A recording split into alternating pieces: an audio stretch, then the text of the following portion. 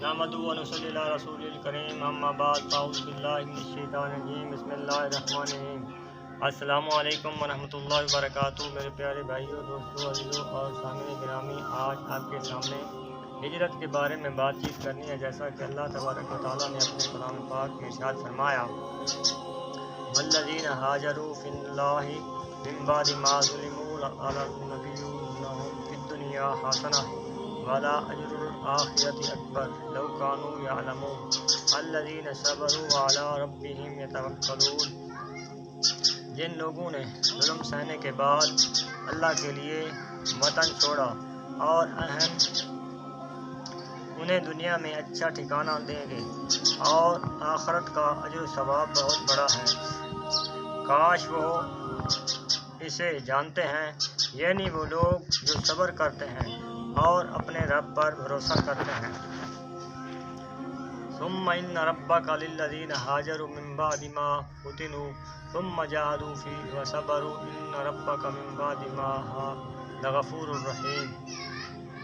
پھر جن لوگوں نے مصیبتیں اٹھانے کے بعد ہجرت کی، پھر جہاد کیا اور ثابت قدم رہے، بے شک تمہارا رب ان آزمائشوں کے بعد بخشنے والا ہے، ان پر رحم کرنے والا ہے۔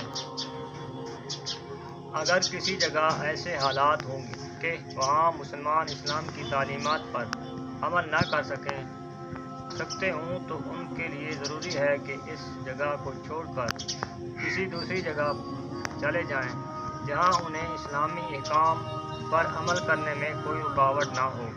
جب تک جہاد فرض نہیں ہوا تھا، اس وقت تک سب سے بڑا عمل ہجرت تھا، مگر شرائط یہ ہے کہ ہجرت اللہ کی راہ میں اور اشاعت دین کے لیے ہو۔ ہجرت نہ کر کے اپنے وطن میں بے بسی کی زندگی گزارتا ہے اور دین و ایمان کو خطرے میں ڈالتا ہے، اللہ کی راہ ناراضگی کا باعث ہے۔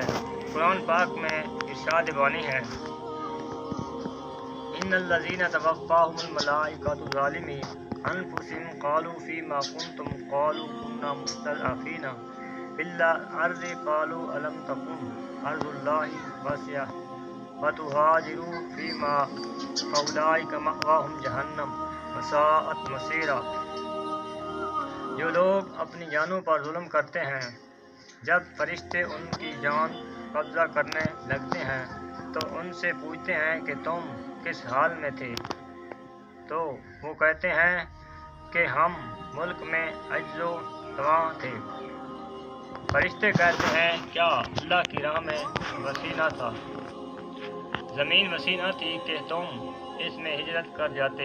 ایسے لوگوں کا ٹھکانہ دوزخ ہے۔ اور دوسری جگہ فرمایا،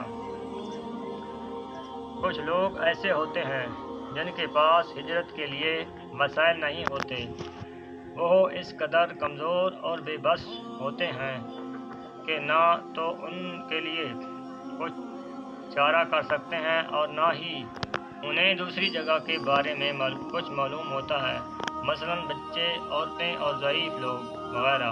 ایسے لوگوں کے بارے میں اللہ تعالیٰ نے فرمایا، الا المستضعفین من الرجال والنساء والولدان لا یستطیعون حیلۃ ولا یہتدون سبیلا فاولئک عسی اللہ ان یعفو عنہم وکان اللہ غفورا رحیما۔